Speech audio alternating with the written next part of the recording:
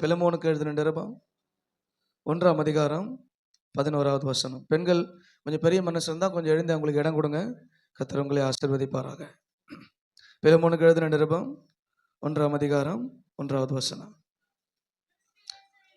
11வது வசனம். 11வது வசனம்.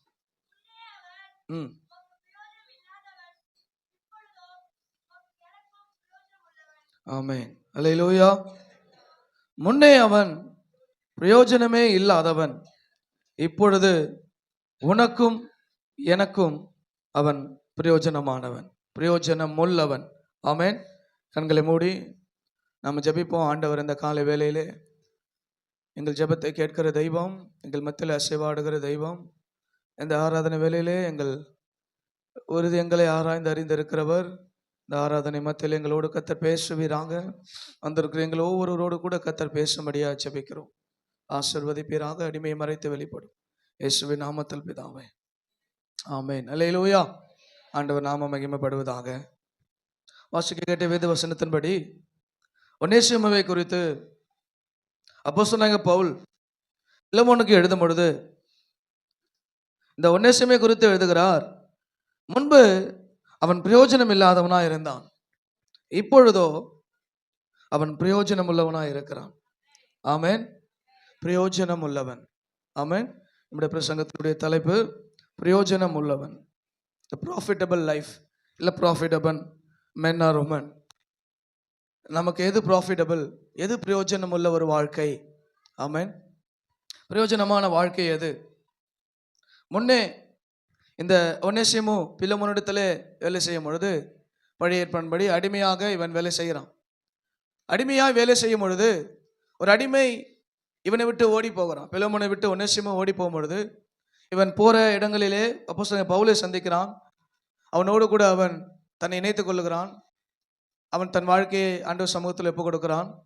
பிரயோஜனமே இல்லாத இந்த ஒநேசிமுனுடைய வாழ்க்கை இயேசுவிடத்திலே சேரும் பொழுது பிரயோஜனமுள்ள ஒரு வாழ்க்கையாக மாறினது. அல்லேலூயா. ஆண்டவர் நாம மகிமைப்படுவதாக. அடிமையாய் போகப்பட்டவனை அவன் ஓடினால் கொல்லவும் அந்த நாட்களில் நியதி இருந்தது. அதனால்தான் அப்போஸ்தலனாகிய பவுல் அதிகாரத்தோடு சொல்லாமல் அன்போடு சொல்கிறான், இவனை நீங்கள் ஏற்றுக்கோ. அவன் உங்ககிட்ட இருக்கும்போது அவன் தப்பாக தான் இருந்தான், அவன் சரியில்லாதவனாக இருந்தான். ஆனால் இப்போ அவன் கொஞ்சம் பிரயோஜனம் உள்ளவனாக மாறி இருக்கிறான். நான் அது அன்பா அவங்ககிட்ட சொல்கிறேன் அப்படின்னு சொல்லி அந்த அப்போஸ்தலனாகிய பவுல் பிலமோனுக்கு இந்த ஒநேசிமை குறித்து எழுதி அவன் பிரயோஜனம் உள்ளவன் என்பதை வெளிப்படுத்துகிறான். ஆமென்.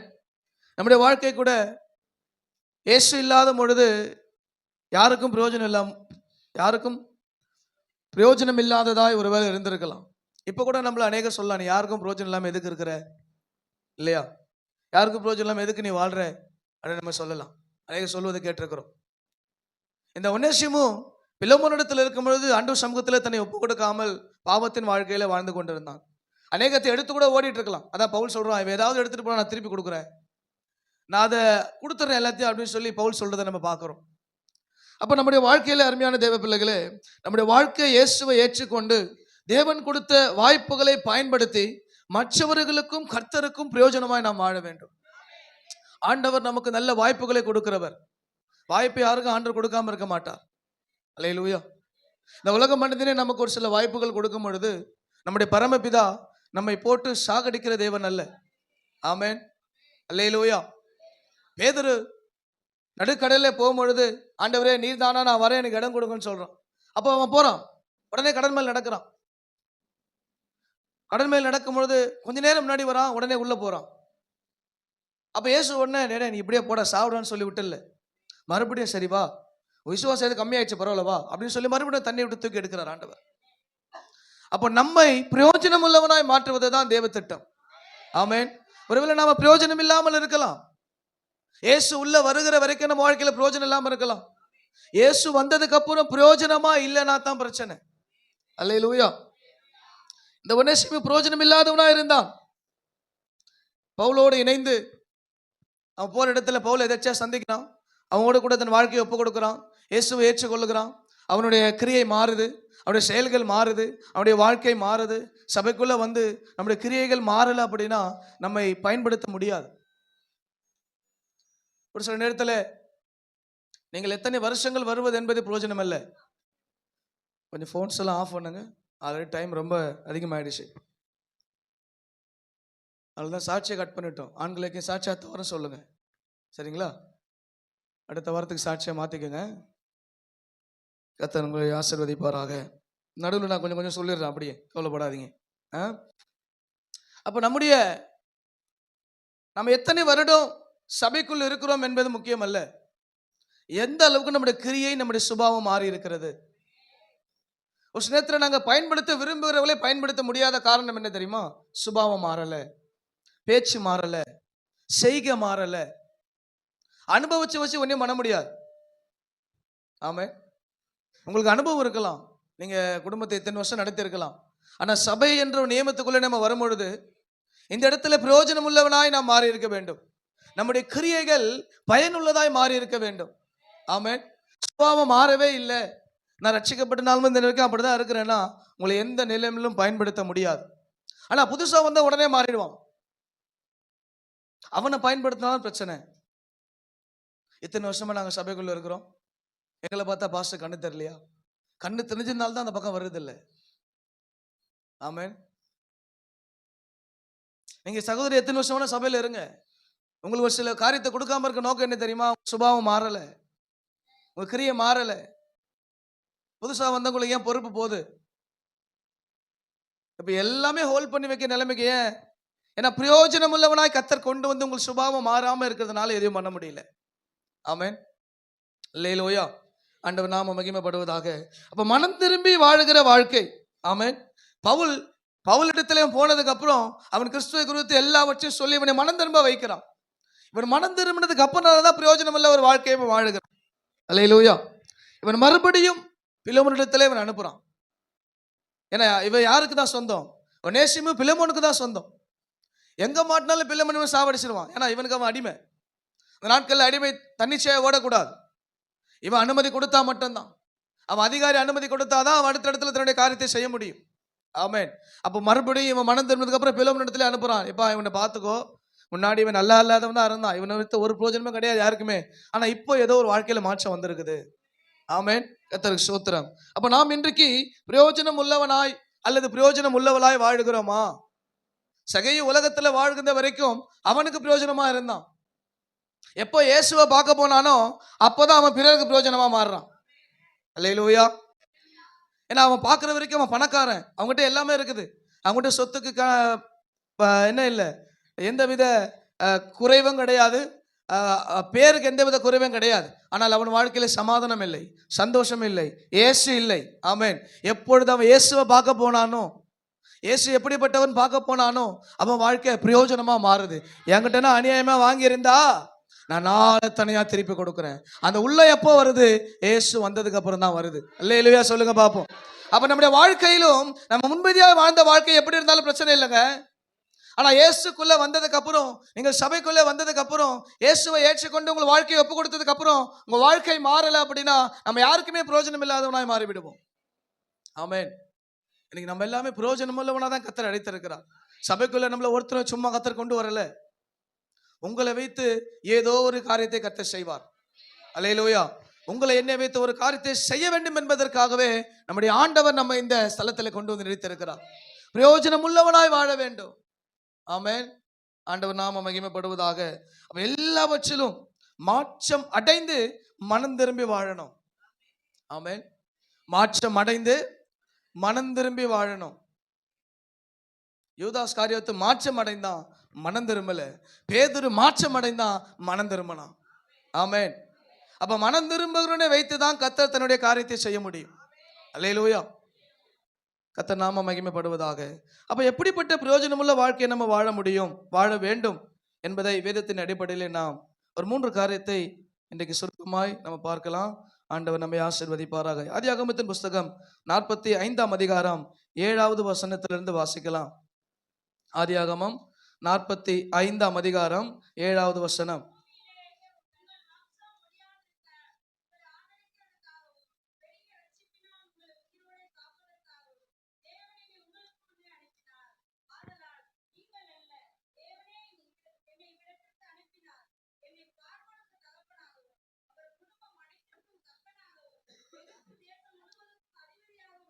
ஆமென். அல்லேலூயா.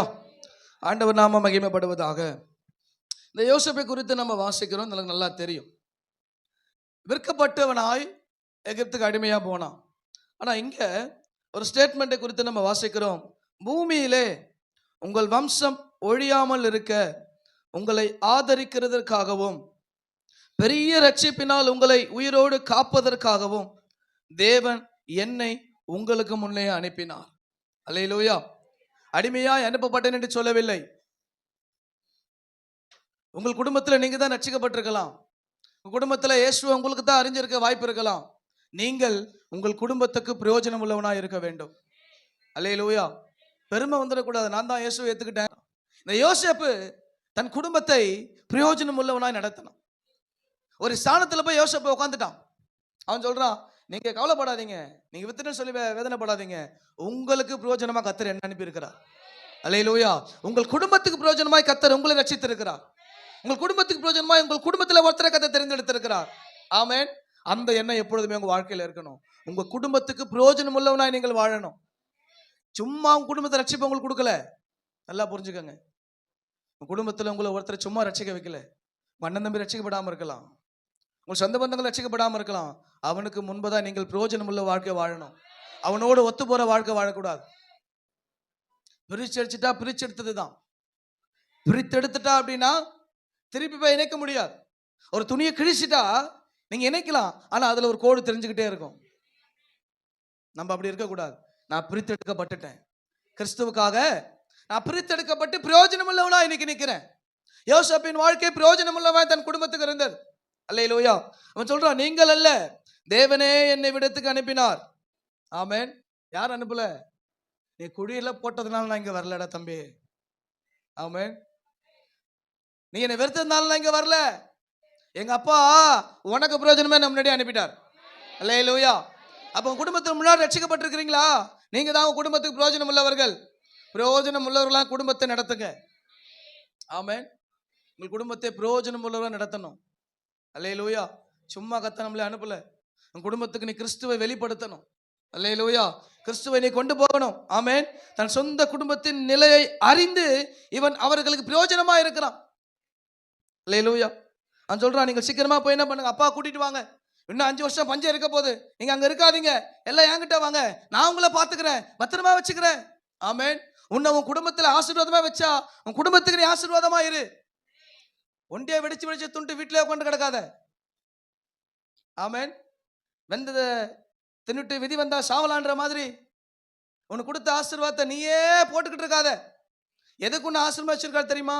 உன் குடும்பத்தை இதன் மூலியமா ரட்சிக்கணும். அல்லேலூயா. இவன் சொல்றான், எப்பா நீங்க இருக்காதப்பா, வந்துருப்பா, 5 வருஷம் பஞ்சம் இருக்க போது இன்னும்.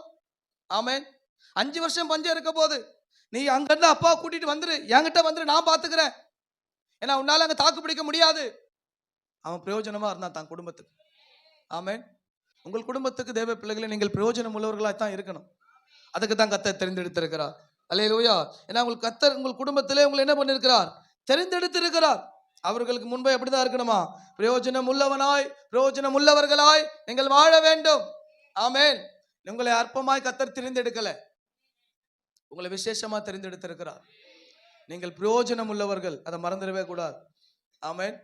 உன் குடும்பத்துக்கு, உன் சொந்த பந்தத்துக்கு, உன் அண்ணன் தம்பிக்கு, உன் அக்கா தங்கச்சிக்கு நீ எப்படி இருக்கணும்? பிரயோஜனம் உள்ளவனா இருக்கணும். இயேசுவை ஏத்துக்குச்சு, அது பண்ற அல்சாட்சத்துக்கு வழியே இல்லைன்னு சொல்லக்கூடாது. இயேசுவை ஏத்துக்குச்சு, பைபிளை தூக்கின் போது, ஆனா வாயத்தம் தான் வண்டி வண்டியா வருது அப்படின்ன கூடாது. ஆண்டவர் ஏத்துக்குச்சு, வெள்ளை சட்டை போட்டுதான் ஊர் ஃபுல்லா தெரியுறான், ஆனா ஒரு சண்டன் வந்தா முதல்ல அவன் தான் கழுத்துக்கு அடிக்கிறான் அப்படின்ன கூடாது. பிரயோஜனம் உள்ளவனா இருக்கணும். அல்லேலூயா. பிரயோஜனம் உள்ளவனா இருக்கணும் தேவ பிள்ளைய. அதுக்கு தான் கர்த்தர் நம்மை அழைத்திருக்கிறார். அழைச்சிட்டாருன்னு பெருமை வந்துடக்கூடாது, ஆணவம் வந்துடக்கூடாது, அகம்பா வந்துடக்கூடாது. ஆமென். தாழ்மை வரணும். யோசேப்பு தாழ்மையா இருந்தான். ஆமென்.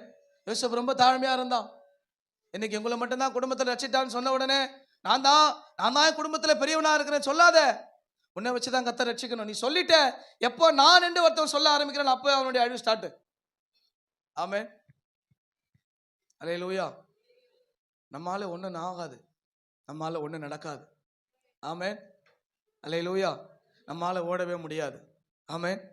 நம்மளால ஒண்ணுமே செய்ய முடியாது. ஆண்டவர் இல்லைன்னா அந்த வாழ்க்கை அப்பிரயோஜனம். இயேசு வந்ததுனால தான் இன்னைக்கு நீங்கள் நானும் பிரயோஜனமா இருக்கிறோம். அல்லேலூயா. ஆண்டவர் நாம மகிமைப்படுவதாக. அப்ப அவன் தாழ்மையுடன் என்ன பண்ணான்? வாழ்ந்தான். தன் குடும்பத்தை அற்பமா என்னல. ஆமென். தன் குடும்பத்தை அற்பமா என்னல தள்ளி வைக்கல. அப்பா நீ வந்துருப்பா, வந்துருங்க. ஆமென். உன் குடும்பத்துக்கு இயேசுவை பத்தி சொல்லுங்க. அவங்க திட்டுட்டும் பரவாயில்ல. ஆமென். அதான் மகிமை. இயேசுக்கு அதான் மகிமை. உன்னை இயேசுவின் நாமத்தை நிந்திக்கிறாங்களா, கவலைப்படாத, அதான் மகிமை. ஆமென். சொல்லு. நம்ம ஆளுங்க வைராக்கியமா அங்க போய் என்ன பண்ணக்கூடாது? அன்பா சொல்லணும். ஆண்டவர் நேசிக்கிறாருங்க, ஆண்டவர் கிருபையா இறங்குவார், கவலைப்படாதீங்க. கிறிஸ்துவின் அன்பை விதைங்க, கர்த்தர் கிரியை செய்வார். ஆமென். நம்ம வைராக்கியம் நம்ம வாழ்க்கைக்கு, உலகத்துக்கு கிறிஸ்துவின் அன்பை தான் வெளிப்படுத்தணும். இதை மாத்ததுனால தான் பிரச்சனை. ஆமென். இன்னைக்கு மாறி உலகத்துல வைராக்கியத்தையும் தனக்குள்ள அன்பையும் காட்டக்கூடாது. அன்பு வெளியே போகணும், வைராக்கியம் உள்ள இருக்கணும். ஆமென். உன் குடும்பத்தை ஒன்று எங்கே கூடாம அங்கே போய் அங்கே வரமாட்டேன், நான் அங்கே வரவே மாட்டேன், அங்கே நிற்க மாட்டேன், அங்கே போக மாட்டேன், அங்கே செய்ய மாட்டேன், அந்த வைராக்கியத்தை காட்டுங்க. ஆமென். அப்போ ஒரு சில காட்ட மாட்டாங்க. ஏன்னா அப்போ லாபம் வருது, அப்போ லாபம் வந்துடும், அப்போ காட்ட மாட்டாங்க. எங்கள் தாய் மாமா வரலன்னா இன்னைக்கு 11,000 ரூபாய் ஒரு கிராம் போயிடுமே.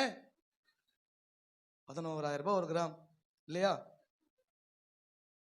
எனக்கு நினைவு தெரிஞ்சு 1000 ரூபாய்க்கு வாங்கினேன், இன்னைக்கு 11,000. இந்த ஆசையை கொண்டு தான் கத்தனை அவன் நம்மளை கவுத்துருவான். ஆமென். எங்க அம்மா ஒத்துக்க மாட்டாங்களே, எங்க ஆயா ஒத்துக்க மாட்டாங்களே. ஆமென். அந்த ஆயா நாளைக்கு போயிடும் பாடையில. நீ எப்படி போவ? அது பாவத்தை குடும்பத்தில் வச்சுட்டு போயிடுச்சே, அவனுடைய அசுத்தத்தை குடும்பத்தில் வச்சுட்டு போயிடுச்சே, உன்கிட்ட இந்த வாழ்க்கையை அது எடுத்துருச்சே. ஆமென். எதுக்கு வைராக்கியம் காட்டுங்க? இப்படிதான் நிற்பேன், இதுதான் எங்கள் வாழ்க்கை, இதுதான் நாங்கள் செய்வோம், இதுதான் செய்ய மாட்டோம். ஆமென். எப்பயுமே அவங்க சொல்ல மாட்டாங்க, எங்கள் மாமியார் ஒத்துக்க மாட்டுறாங்க, எங்கள் அம்மா ஒத்துக்க மாட்டுறாங்க, எங்கள் தாய் மாமா ஒத்துக்க மாட்டுறாரு, என் அண்ணன் ஒத்துக்க மாட்டுறாரு, ரட்சிப்பை இவங்கெல்லாம் கொடுக்கலையே. ஆமென். ரட்சிப்பை கொடுத்தது இயேசு. ஆமென். நம்ம அவருக்கு தான் பதில் சொல்லணும். அல்லேலூயா. நல்லா புரிஞ்சுங்க. இப்படிப்பட்ட பிரயோஜனம் இல்லை, அந்த குடும்பத்தை ரட்சிக்கத்தக்க பிரயோஜனம் நம்ம வச்சிருக்கிறார். ஆமென். அல்லேலூயா. கர்த்தர் நாம மகிமைப்படுவதாக. அப்ப நம்முடைய ஸ்டாண்டர்ட் நம்ம சரியா இருக்கணும். ஆமென். ஒரு ஸ்டாண்ட்ல நம்ம சரியா இருந்தா கர்த்தர் அதுக்கு உதவி செய்வார். ஆமென். அல்லேலூயா. எல்லா வருஷத்துல கர்த்தர் நம்மோடு கூட இருப்பாராக. அப்படிப்பட்ட கிருபை யோசேப்பிடத்துல இருந்தது. ஆமென். அந்த 5வது வசனத்துல ஒரு வார்த்தை சொல்லப்பட்டிருக்கு பாருங்க. ஆ ஆ ஆ ம் ஆமென். ஜீவரட்சணியம் செய்யும்படிக்கு, ஜீவனை ரட்சிக்கும்படிக்கு ஆண்டவர் என்ன முன்னாடி அனுப்பிட்டாரு? ஜீவரட்சணியம். ஜீவனை ரட்சிக்க தான் என்ன பண்ணி வச்சிருக்கிறாரா? குடும்பத்துல உன்னை முன்னாடி ரட்சித்து வச்சது நோக்கம் என்ன தெரியுமா? உன் குடும்பத்துல ஜீவனை ரட்சிக்க கர்த்தர் ரட்சித்து வச்சிருக்கிறார். ஆமென். அந்த எண்ணம் இல்லாம, அந்த நோக்கம் இல்லாம அலையக்கூடாது. பிரயோஜனம் உள்ளவனா இருக்கணும். அந்த குடும்பம் சொல்லணும், எப்பா இவன் இயேசுவை ஏத்துக்கு போனாலும் எங்களுக்கு பிரயோஜனமா இருக்கியா அப்படின்னு குடும்பத்துல சொல்றாங்களா? இல்ல இல்ல, அவன் எப்ப கூப்பிட்டாலும் என் கூட வந்துருவானே, அவன் 5 சோறு வைப்பானே, 7 சோறு வைப்பானே. ஆமென். அவன் இப்பெல்லாம் நம்ம ஒத்தையில தான் வரணும். 2 ரெட்டையில வந்தா இயேசு கோச்சிப்பார். அல்லேலூயா. இன்னும் இப்படி இருக்குதே, இன்னும் இப்படிதான் இருக்குது கிறிஸ்தவத்துல. அவன் சுபாவம் மாறல, அவன் கிரிய மாறல, அதனால அவனும் கடைசி வரைக்கும் இன்னும் மாறல. ஆமென். அல்லேலூயா. அப்படியே அவன் சொல்லக்கூடாது, எப்பா அவன் என்ன கூப்பிட்டாலும் வரமாட்டான். ஆமென். அவன் என்ன கூப்பிட்டாலும் வரமாட்டான்னு சொல்லணும். ஏன்னா அவன் ஏத்துக்கிட்ட இயேசு அந்த மாதிரியா? அவருக்கு எதுவும் பிடிக்காது, அதில் அவனுக்கு அதுவும் பிடிக்காது. ஆமென். நம்ம உலகத்தினுடைய சொத்துக்களுக்கும் சுகத்துக்கும் உலகத்தினுடைய இன்பத்துக்கும் போய் மாட்டிக்க கூடாது. ஆமென். வைராக்கியம் கர்த்தர் உங்களை விட்டுற மாட்டார். கண்டிப்பா அவன் முன்னாடி உங்களை தனக்குள்ளே கர்த்தர் விட மாட்டார். ஆமென். நீ அவருக்காக நில்லு, அவர் உனக்காக நிற்பார். எங்கேயுமே விட மாட்டாருங்க. நீங்க அப்படி நினைக்காதீங்க, ஐயோ அந்த ஒரு பலன் போத, அது தூசு, அது குப்பை. அவர் தர்றது மிகுதி. அல்லேலூயா. அவர் மிகுதியானதை நம்ம கொடுப்பார். அப்ப உங்கள் குடும்பத்துக்கு பிரயோஜனம் உள்ளவனாய் கர்த்தர் மாத்தி இருக்கிறார். நீங்கள் பிரயோஜனம் உள்ளவனா தான் இருக்கணும். அல்லேலூயா. ராகாப் வேசியை குறித்து நம்ம வாசிக்கிறோம். யோசுவா 6ஆம் அதிகாரம் 22, 23.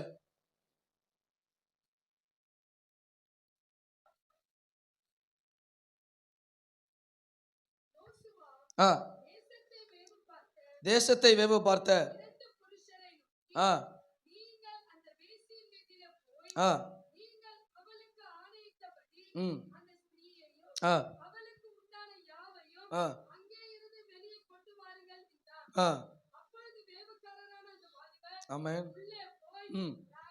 ராகாபையும் தகப்பனையும் தாயையும் சகோதரர்களையும்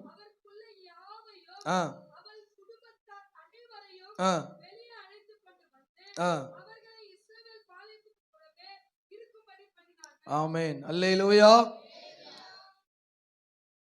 ஒரு வேசி. ஆமென். ஆனா எரிகோ கோட்டையில இந்த குடும்பம் ஒன்றுதான் தப்பிச்சது. அல்லேலூயா. அவன் நினைச்சா அப்பவே அவங்க 2 பேரும் கூட எகிரி வச்சு போயிட்டுக்கலாம். நான் வந்துடுறேன், கூட்டு போயிடுங்க.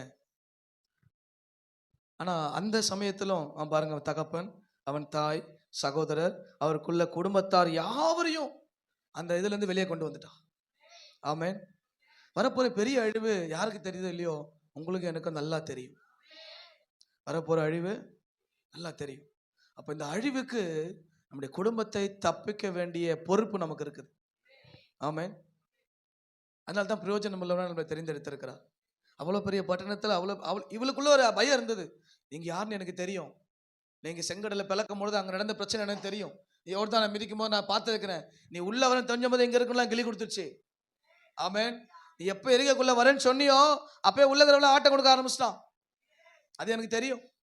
ஆனாலும் என்ன மட்டும் ஏதாவது நினைச்சுக்கோங்க. அப்ப இவனுக்கு இவன் என்ன பண்ணான்? ராகாப் 2 பேருக்கும் உதவி செய்தான். அந்த உதவி நிமித்தம் இந்த ராகாப்புக்கு ஒரு கிஃப்ட் கிடைக்குது. ஆமென். ஏமா நீ எல்லாம் ரெடி பண்ணு, ஒரு நூலை தொங்க விடு, நான் வரும்போது யாரை சேர்த்துக்கோ, எல்லாரையும் வெளியே கூட்டு போயிடுவேன். அப்போ பாருங்க, தகப்பன், தாய், சகோதரர், சொந்த பந்தம் எல்லாரையும் கூட்டிட்டான். எப்பா நம்ம தப்பிச்சிடலாம், வந்துட்டு போயிடலாம். ஆமென். பாருங்க, இப்படிப்பட்ட ஒரு மனிதி, இத்தனை வேசி. ராகா வேசியா இருந்தா, ஆனா இவ சந்ததியில கர்த்தர் பெரிய மாற்றத்தை கொண்டு வரார். அல்லேலூயா. பெரிய கிருபையில கர்த்தர் கொடுக்கிறார். ஆமென். பிரியமானவர்களே, நம்முடைய குடும்பத்துல யாரா இருக்கட்டும், உங்கள் குடும்பத்திலே கர்த்தர் உங்களை பிரயோஜனமுள்ளவனா வைத்திருக்கிறார். நீங்கள் ஆண்டவருக்காக தான் இருக்க வேண்டும். கர்த்தர் உங்கள் குடும்பத்தை ரட்சிக்க உங்களை தான் வச்சிருக்கிறார். வேற ஒருத்தனை கொண்டு வர மாட்டார். அதான் எஸ்தருக்கு சொன்னா, நீ சும்மா இருக்காத, சும்மா இருந்தா வேற ஒருத்தனை எழுப்பிடுவேன். வேலையை செய் குடும்பத்துக்குள்ள. ஆமென். குடும்பத்துக்குள்ள நீங்க டார்கெட் பண்ணுங்க, பிசாசை டார்கெட் பண்ணுங்க. பிரயோஜனமான உங்க குடும்பத்தை என்ன பண்ணுங்க, கர்த்தருக்காக விடுங்க. ஆமென். ஒருத்திய விடல ராகாப். அல்லேலூயா. நம்முடைய குடும்பம் நமக்கு ரொம்ப முக்கியம். ஆமென். ஊழியம் 10 பேர் செய்யலாம், குடும்பம் நீ தான் நடத்த முடியும். உன் குடும்பத்தை நீ தான் நடத்த. ஊழியம் இன்னொருத்தன் செய்யலாம், உன் குடும்பத்தை இன்னொருத்தன் நடத்த முடியாது. அல்லேலூயா. உன் குடும்பத்தை நீ தான் நடத்தணும். ஊழியத்தை 10 பேர் கூட செய்வான். ஆமென். நல்லா மறந்துடக்கூடாது தேவ பிள்ளைகளே. நம்முடைய குடும்பம் நமக்கு ரொம்ப முக்கியம். உன் குடும்பத்தில் உன்னை பிரயோஜனமாய் கர்த்தர் வச்சிருக்கிறாருன்னா அதுக்கு ஒரு பலன் உண்டு. சும்மா உன் ரட்சியத்தை உன்னை மட்டும் கொண்டு வந்து உள்ள வைக்கல. ஆமென். ரட்சிக்கப்பட்ட நாள் முதல் போராடி இருந்தீனா கண்டிப்பா குடும்பத்துல இருந்து விதையை கர்த்தர் கொண்டு வந்திருப்பார். ஆமென். அல்லேலூயா.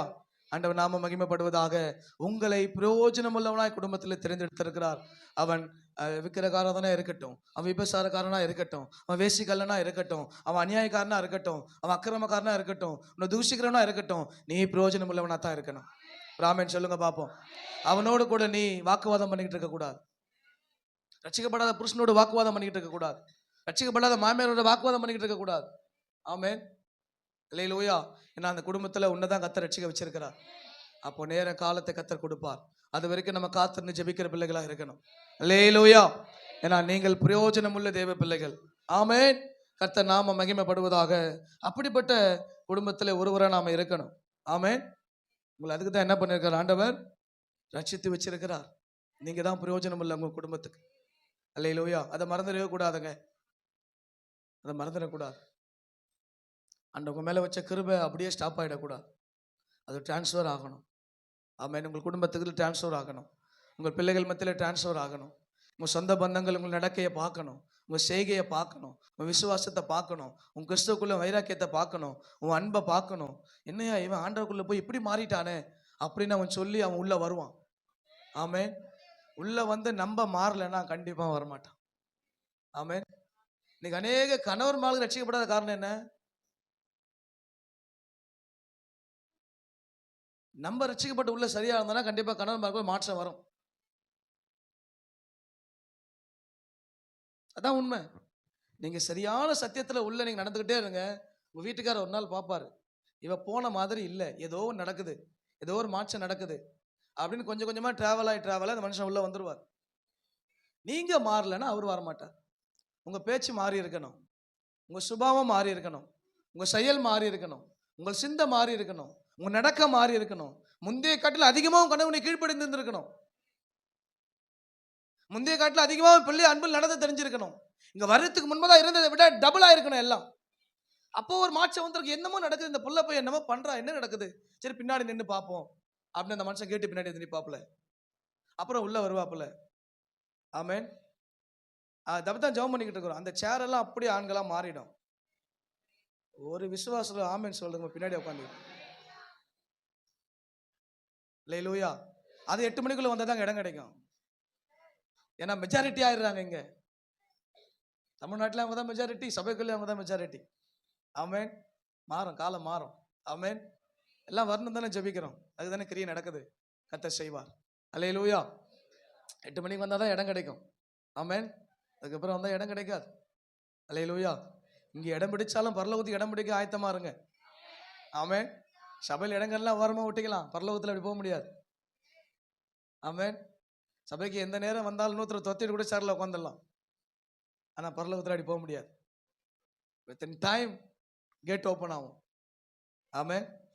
வித்தின் டைம் கேட் ஓப்பன் ஆகும். அந்த கேட் ஓப்பன் பண்ண டைம்ல நீ வாசல்ல நிற்கணும். ஆமென். அப்போதான் உள்ள ஒருத்தராக கர்த்தர் அனுப்புவார். நீ இஷ்டம் டைமுக்கு சபை திறந்திருக்கிற மாரி பரலோகம் திறந்திருக்குன்னு நினைக்காதீங்க. சபை பாஸ்ட் எந்த டைம் வேணா கேட்டை திறந்து வச்சிருப்பாரு, பரலோகம் அப்படிதான் இருக்குன்னு நினச்சிக்காதீங்க. ஆமென். அது எந்த டைம் திறக்கும், எந்த டைம் மூடுன்னு தெரியாது.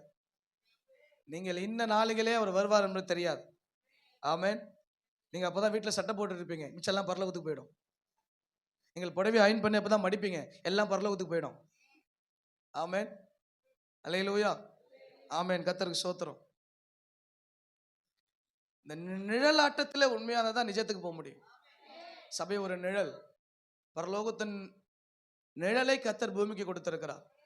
நிழல்ல உண்மையா இருந்தா நிஜத்துக்கு போயிடலாம். நிழல்லே உண்மை இல்லைன்னா நிஜத்துக்கு போறது கஷ்டம்தான். கஷ்டம்தான் இல்லை, போக முடியாதுன்னு அர்த்தம். ஆமென். ஆண்டவர் நாம மகிமைப்படுவதாக.